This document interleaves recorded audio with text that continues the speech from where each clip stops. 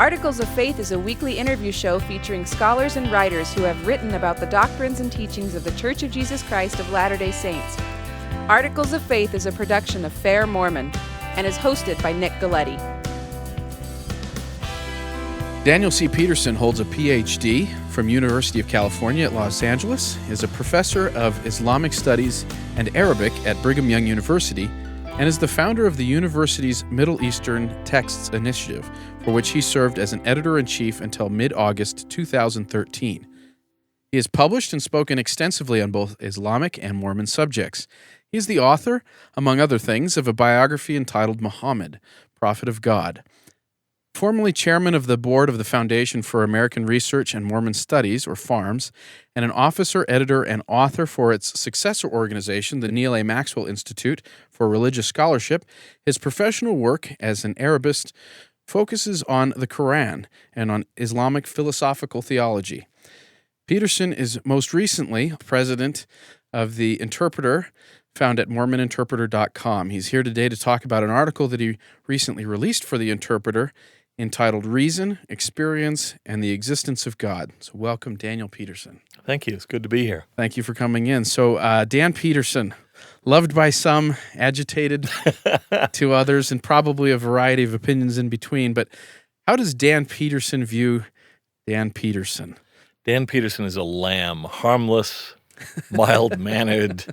I'm sometimes amazed at my public image, which is, this fierce guy. Some people think I'm just nasty and vicious, and that's not how I see myself. I hope it's not how I come across to people who actually know me. I think what people sometimes don't get is the tongue is often firmly in cheek, and I am having fun, and I do take, it's not just having fun. I take ideas seriously. They're beliefs that I take seriously that I think need to be and deserve to be defended.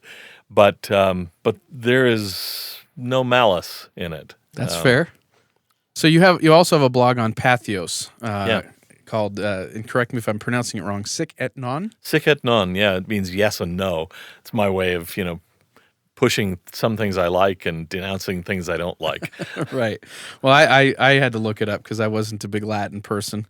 But how does that exactly, other than saying yes to some things and no to others, how does that actually frame or project your opinions or your viewpoint on blogging? Yeah, well, it gave me an opportunity to just spout off on anything I felt like talking about. Someone once commented about the old Farms Review that I edited for about a quarter of a century almost, and they said, "Well, the selection criterion for this thing seems to be whatever the editor wants to talk about." And I thought, very perceptive, very good. It's a bully pulpit, and the blog is even more so. For example. Fair Mormon, at one point when they heard that I was starting a blog, wanted me to bring it in under them, which, I would have no objection to. I'm on Fair Mormon's board, except that I wanted to maintain the freedom to talk about other things besides religion. There's a lot of Mormonism in it, but I also talk about Islam, I talk about movies, I comment on trips I've taken, restaurants, and a lot of politics. I'm highly political. That's one of your main charges. Yeah, and people complain, "Oh, you're mixing religion and politics." I don't. I see them as different. I mean, I've gotten into a flap over this past few days over my defense of Harry Reid. Yes, the famous bishop. His bishop who said, he's not a serious Mormon. He doesn't deserve a temple recommend. Look, I disagree with Harry Reid on virtually everything. I'm a really strong conservative, bordering on libertarian on economic issues. I do not agree with Harry Reid, but I also don't like to see people read out of the church over politics. Right. And, very separate. Would I be happy to go to the temple with Senator Reid? Yeah, I would. Would I vote for him? No. But I can separate the two. But, the fact was I didn't plan to get into blogging. We were thinking of launching a blog at the Maxwell Institute back in the days when I was still associated with it.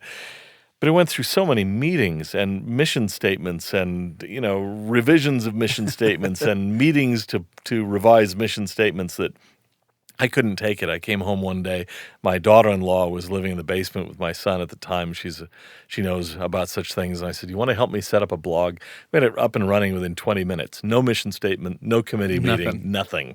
I figured people will see what I'm up to as I do it. I don't need a mission statement for it. So that's what gave me the impetus to do the blog. So when you're not blogging, you seem to have many other irons in many fires. Yeah, too many. One of those, of course, is the effort that we referred to earlier as the Interpreter. Yeah. And I'm not entirely sure that enough people are aware of what the Interpreter is or what its goals are as a foundation. So perhaps you could take a minute to give a brief introduction of the Interpreter. The Interpreter is really an attempt to carry on the spirit of the old farms, in a way. It came about, I have to get into some sort of distasteful history in a way to explain it. I had gone overseas partly in an effort to raise some money for the Maxwell Institute, when all of a sudden, out of the blue, I got a note, an email informing me that basically I'd been given the boot, and that my vision, which had been the vision of the Maxwell Institute since its inception, nearly 3 decades earlier, was now going to be out the window. And it was pretty upsetting, ruined the trip. I was out of the country for another 4 or 5 weeks after that. Oh, man. Didn't enjoy it much. But I came back, and some friends of mine who had been affiliated with farms of the Maxwell Institute before that said, look, we need to decide whether we should launch a new organization to carry on the old mission. And so we met about a week after I got back from overseas. We decided we would launch such a thing, and within, I think it was 9 days after that lunch meeting at the Olive Garden in Provo, we had launched the Interpreter Foundation, gotten the first article up, and as we're sitting here, this coming Friday will be the 120th consecutive Friday. Oh, wow. Where we've published something every single week, at least one article. It's really remarkable, considering we've been doing it on effectively a shoestring. But some people have described it, and I agree, as farms in exile. It's sort of the old gang to a certain extent, trying to carry on with much more limited resources and so on. The kind of effort that we were trying to do at farms and then at the Maxwell Institute in its early years. Well, both your professional work at BYU and now, of course, your work with the Interpreter addresses certainly scriptural religious issues and the scholarship that surround that. But of course, in your particular specialty is around Islam and the study of the Qur'an as its central scripture. So I'm kind of curious, when did you first say, hey, this Islamic stuff, I want to kind of look into this? Well, I had several experiences that sort of turned me in that direction. I remember attending a lecture that Hugh Nibley gave before my mission, I believe. In fact, I know it was. And in that lecture, he said, whatever you're doing, drop it and study Arabic. Now, he was in one of his Arabic phases. He would go through them occasionally. They'd last a few weeks, I think. And then he'd be off to something else. He was that kind of a guy. But he really always did enjoy Arabic and the Arabs. And I was there in the lecture, and I was struck by that. So I began doing a little bit of Arabic, and I went on my mission. I was actually called on my mission to Beirut, Lebanon. Oh. Now, the funny thing is I didn't go. I ended up not going, not because I wasn't willing, but there were 2 sets of papers on me. The set that I got called me to Zurich, Switzerland.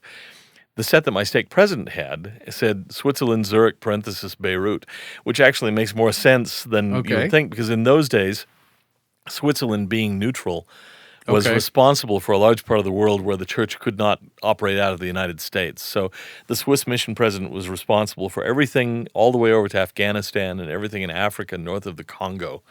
So the whole Middle East, Athens, everything else. And we had a district of missionaries in Beirut.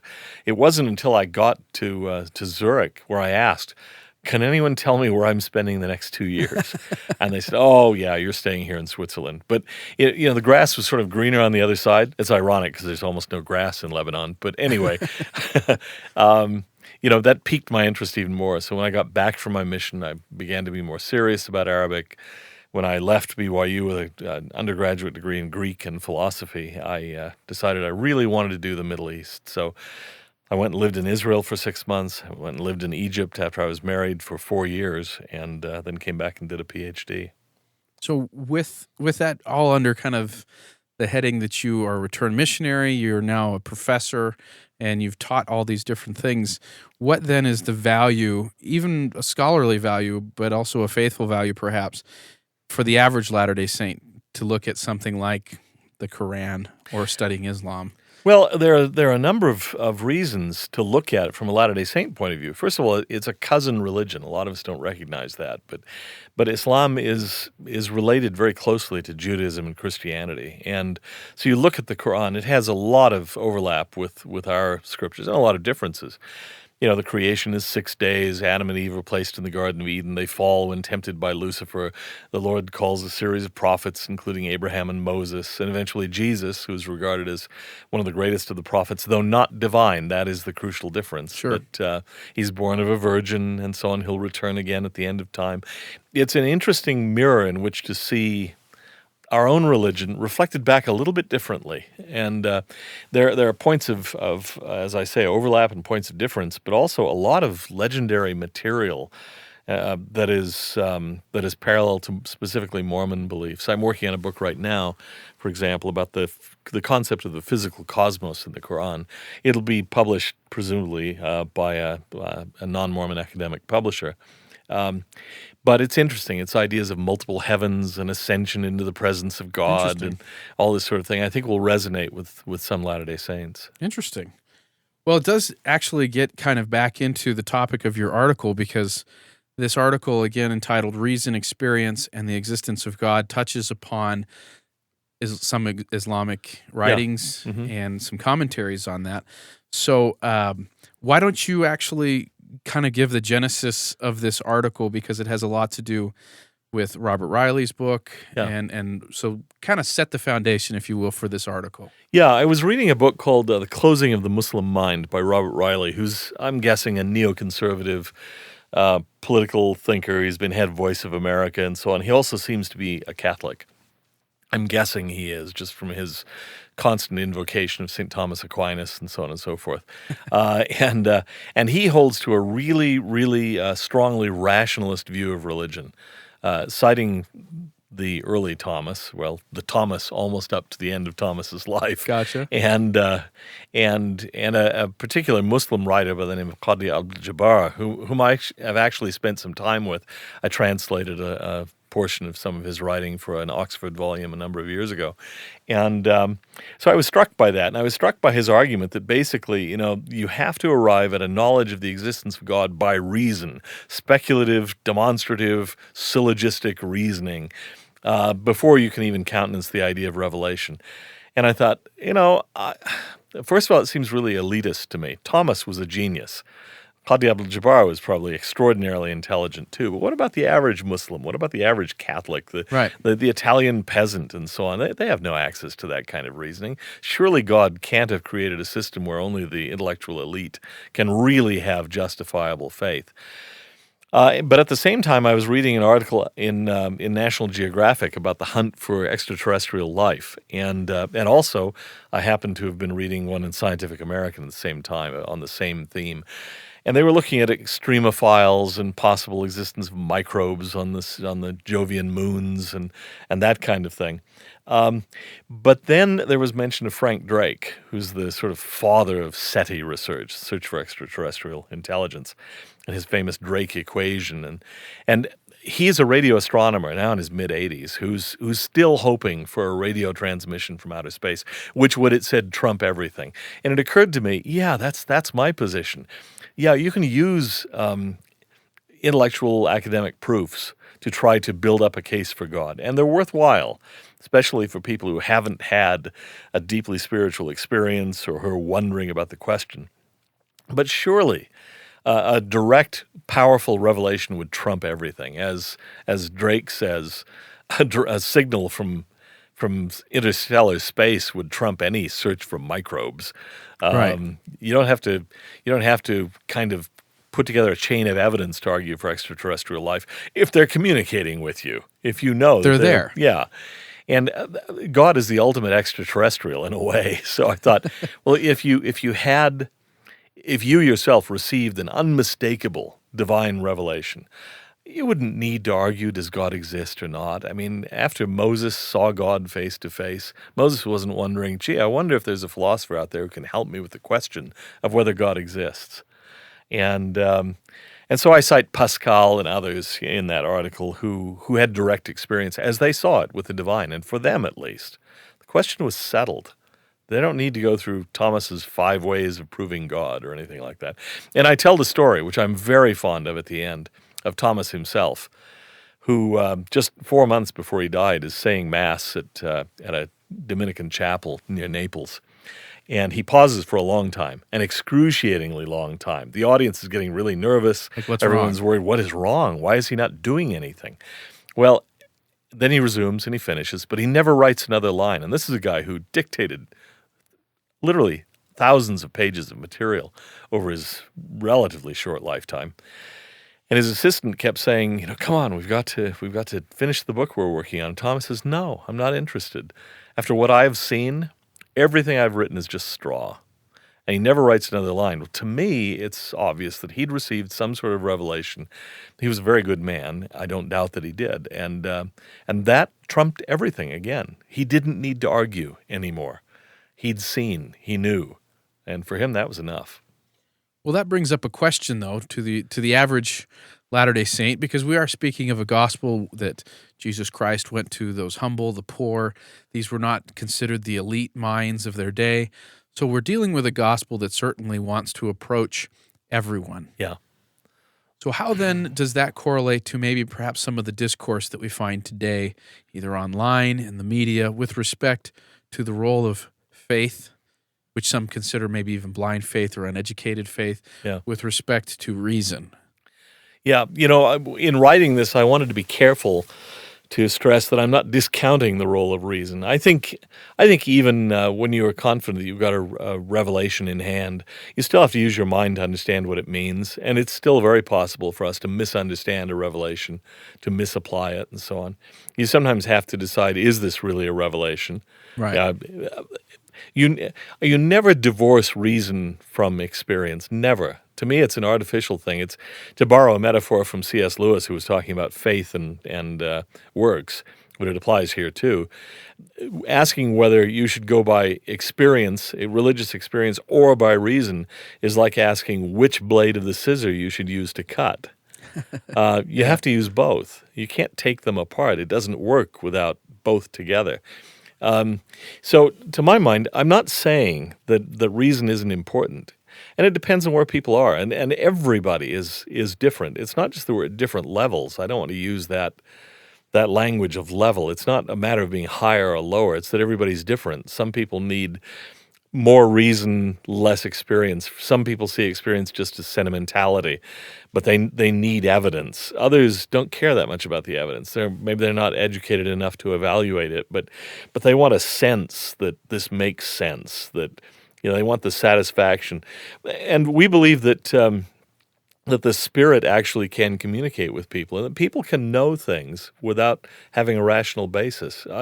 I've personally experienced that, not just on grand religious issues, but where you just suddenly know that something is going to happen, or you understand something. If you were asked to lay out your reasons, you don't have sufficient reasons, but you know, nonetheless. Sure. That this is going to happen, or that's what's happened here, or something like that.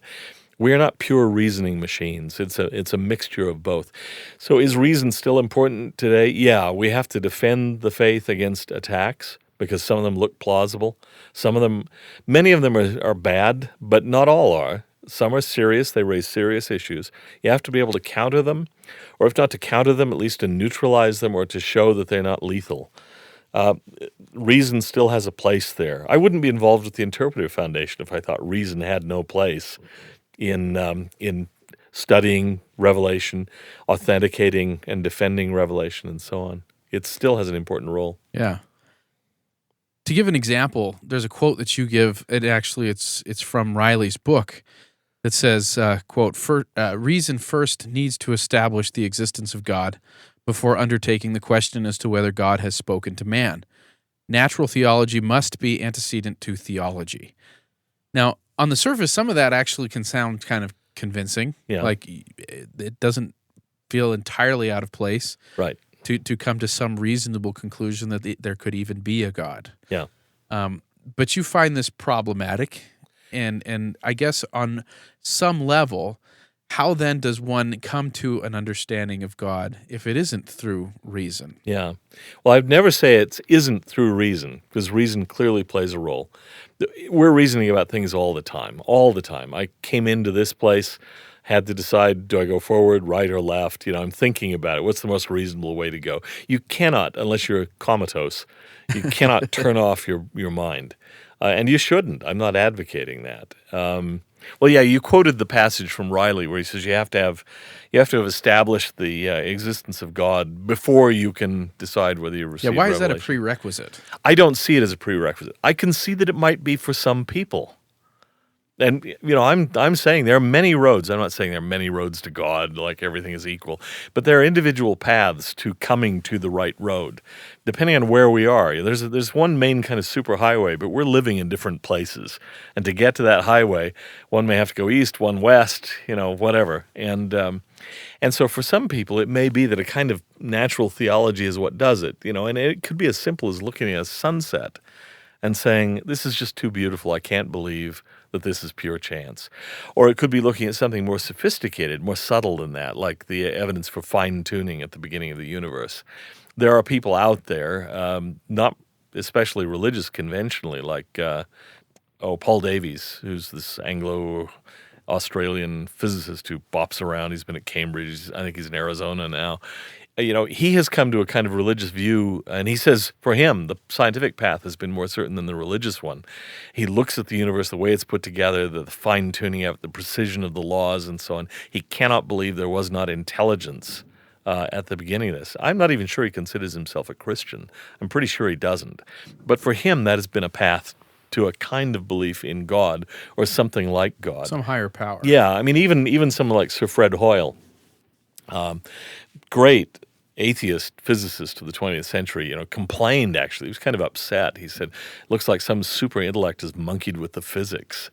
It made him uneasy. He didn't like the idea of a God, but he began to suspect that there might be one, or something anyway, that we would consider God.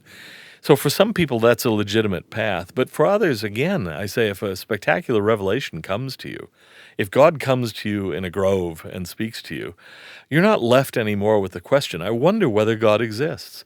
Now, you might go to somebody else and he'll say, I don't believe you, show me some proof. That's fine, he's in a different place.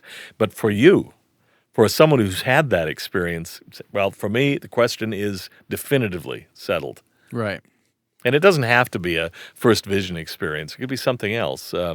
Alvin Plantinga, who's a really eminent philosopher of religion, evangelical at Notre Dame, has argued that that ordinary believers have what he calls proper warrant for believing, because there's an innate sense, what Calvin called the sensus divinitatis, the sense of the divine that's in everyone. And it may just be an instinctual certainty that God exists. And he says that is not illegitimate.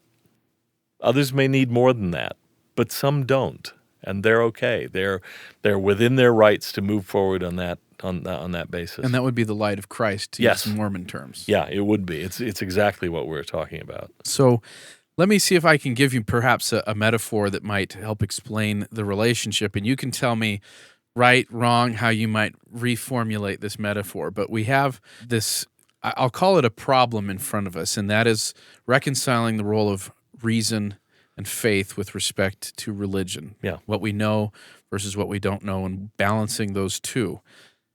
So we do have in Alma 32 the discussion of faith as a seed that would grow up. Yeah.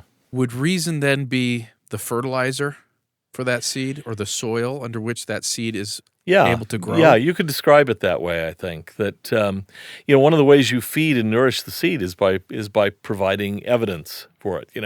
When I go out and give lectures, for example, on evidence for the gospel, most of the people in the audience, I would guess, overwhelmingly the majority, are believers. But a lot of times they'll come up to me afterward and say, oh, thanks, that was really helpful. Now, it's not because they were having a crisis of faith. Some in the audience might be, but for most of them, probably not. Nevertheless, it helps them. It helps to nourish the seed. It gives it a little more water and so on. It helps it to grow. And that's not at all illegitimate.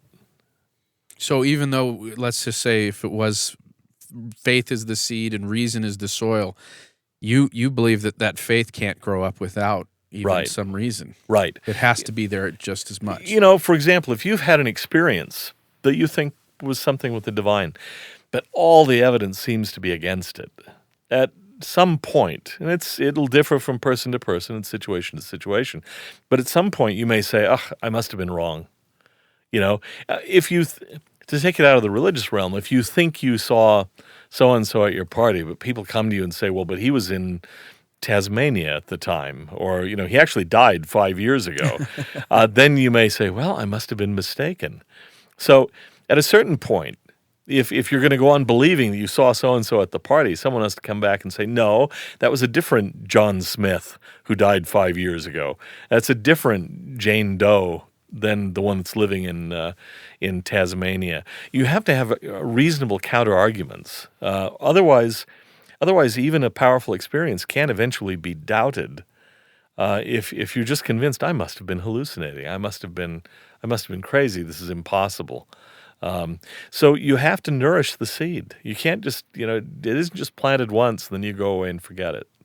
Well, and part of what I was thinking with that analogy that came to my mind was there are many seeds that people plant in the soil of reason. Yeah. And they will all grow up to be something different.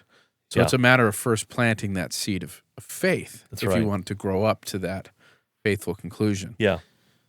Now, with kind of bringing this back to the beginning, your article actually brings it back to the idea that you're bringing this whole concept of reason and revelation forward because this is the foundation that the interpreter was based upon. Right. And this premise that both reason and revelation have their place in determining truth.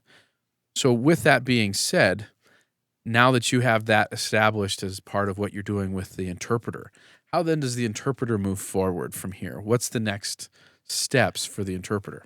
Well, I hate to say it, but on a really crass level, one of the next steps is to raise more money for it. We are not in a crisis by any means, and people have been very generous. But we have now published 4 books through Eborn Books. We were looking at our plan for next year, and we're looking at as many as 4 to 6 next calendar year, so 2015. We're looking at putting on probably 2 different conferences, maybe 3. Those all cost money, and so there's a lot coming, but we're going to have to do some fundraising to see that those things come about and that they're adequately funded. We're functioning almost entirely on the basis of volunteer labor, and we've probably been exploiting that about as much as we can. There's some things you just have to pay for. Sure. And so we've got to raise some money to do that. And I might mention, too, something else that I'm doing personally. It's not a part of the Interpreter Foundation, but I'm involved in a project that will take a lot of money. But the idea is to put together a series of films arguing for the rationality of belief in God, first of all, Christianity, the Christian version of theism next, and finally the Mormon Christian version of theism. But that's going to involve filming in Europe, interviewing people there, in the Americas, in England, and across North America. And so that's another project that I'm involved in. And the idea, again, is reason doesn't supplant faith, but reason can be really useful. And I'll just tell you a personal story. I've told it before. My own father joined the church the night I was set apart as a missionary. I was able to baptize him, my brother to confirm him. And part of what brought him, he'd been exposed to the gospel for a long time, but had been pretty resistant. But he finally began reading some Hugh Nibley. And I remember him telling me at one point, that, in retrospect, that the thought had finally hit him, could this possibly be true? And once that opening is there, then there's a possibility for faith. It isn't faith, but it can open the door for faith. It can open the window so the light can come in. And so that's one role that interpreter plays, and these other things, this film project that I'm wanting to do that right now we call the deliberate universe, or that I've wanted to call the reasonable leap into light. They can't replace a gift of a testimony, which is a divine bestowal, but they might create the openness of mind that will allow you to get a testimony. That fertile place. Yeah, if you believe, here again, reason, revelation. If you believe that the gospel is no more likely to be true than the claims of the Flat Earth Society, you're not going to ask. your mind is not open. It's got to be what William James calls a live option. If it's a dead option, then you're not likely to ask. God may come down and beat you over the head with a 2x4, as he did to Saul on the road to Damascus, but he probably won't. And you've got to get to a position where you think to yourself, again, as my father put it, this could actually be true. I need to find out. Yeah. So, well, what are those titles again? You said you've published 4. Well, we've done a couple of books on temple insights and so on. We did one called by Samuel Zinner on 1st and 2nd Enoch. And then there's the book by Jeff Bradshaw and David Larson, In God's Image and Likeness, which is a big, lavishly illustrated coffee table kind of book. And although it's got plenty of text in it, too. It's not just for coffee tables. One of my favorites, yeah. But those are the 4 thus far. But we've got, I was just talking with someone about another book this morning that we're going to put forward into production. We've got still a conference that we did about a year ago on Mormonism and science. We have the papers for that we're planning to put into a volume. The question is how many illustrations. There were some gorgeous illustrations, but it ups the cost of the book. Sure. So we're worrying about that. And we got some others out there, including one that I'm not at liberty to disclose. Ooh, fun. Intrigue. It will be honoring somebody that doesn't know it. Well, very fun. Excellent. Well, thank you again. Daniel C. Peterson is the chairman and president of the Interpreter Foundation, found at mormoninterpreter.com. A link to that article that we've discussed here, Reason, Experience, and the Existence of God, will be found at the posting for this episode at blog.fairmormon.org. Thank you again for coming in. Thank you for having me. Thank you for listening to this episode of Articles of Faith with your host, Nick Galletti. This has been a production of Fair Mormon. This and other podcasts are available at fairmormon.org. The opinions expressed in this podcast are not necessarily the views of Fair Mormon or the Church of Jesus Christ of Latter-day Saints. Please subscribe to our show in iTunes. Questions or comments can be sent to podcast@fairmormon.org. Tune in each Monday for another episode of Articles of Faith. Thank you for listening.